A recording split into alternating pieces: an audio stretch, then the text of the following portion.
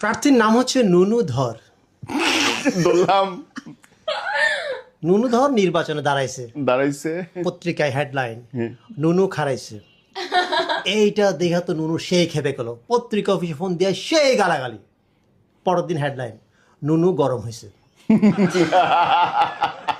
এইবার যে নুনু যে দাঁড়াইছে, ওর দলের সিনিয়র নেতা যে রানিং ভাইস চেয়ারম্যান, সে কিছুই জানে না। সাংবাদিকরা তার কাছে জিজ্ঞেস করার জন্য, তো ও বলছে নুনু আবার কবে খারাপলো, আমি তো টেরই পাইলাম না।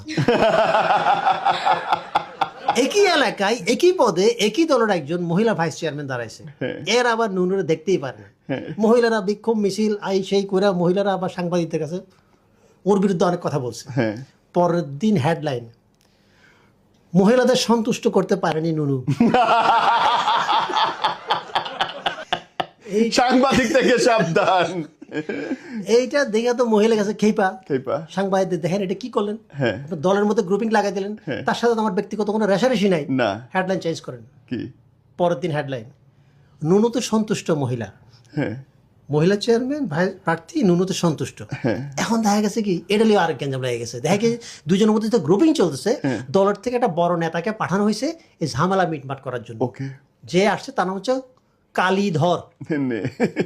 কালীধর আবার নুনুরে দেখতেই পারে না, কারণ কালীধর একটা ফেসবুক পোস্টে নুনু কমেন্ট করছিল, এত শুকনা পাশা লইয়া হাগেন কেমনে। ये गोदा उठा ले मुझसे।